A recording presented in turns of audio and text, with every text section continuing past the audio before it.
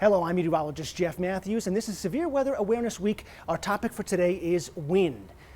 First of all, wind is wind, whether it comes from straight line winds or from tornadoes. Damage from wind begins to occur to both life and property after 38 miles per hour, and of course, the higher the wind escalates, the more the potential damage from that wind. Wind can come from other things beyond tornadoes, can come from outflow boundaries, microbursts. Those are a couple of topics I'll come back to in just a moment. And of course, another unfortunate effect from the wind, especially for southeastern Colorado, is in spreading wildfires. The way meteorologists analyze the wind are through computer model simulations for the most part.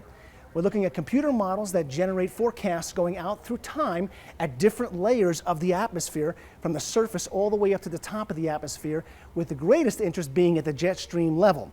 Now, because we're in a mountainous area of the world, the mountains help increase the wind flow and funnel it in certain directions, so that also tends to lend a little bit of a variability to figuring out exactly who's going to get the stronger wind and when. But that's how meteorologists are able to determine whether wind is going to be an issue with individual storm cells and tracking their progress, both in terms of direction and intensification, and overall weather systems like low pressure systems that move across the country. We look at things like wind shear, which basically is the difference in wind speed over a very short geographical area. So think of it like if you're on a 3-lane road and some traffic is moving faster than other traffic going in the same direction. That's wind shear, and it's particularly of importance to pilots as they're flying. So wind shear can create a major issue on land and in the air as well as outflow boundaries. Let's return to that topic for a moment. When you get individual storm cells that begin forming one coherent line and moving in the same direction, they tend to all gather their winds in advance of themselves and form one line of wind that moves in advance of the storm.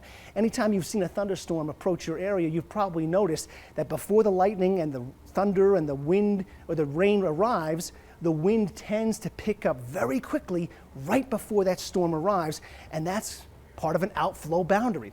So whether the wind is just straight line wind or tornadic, the same safety rules apply.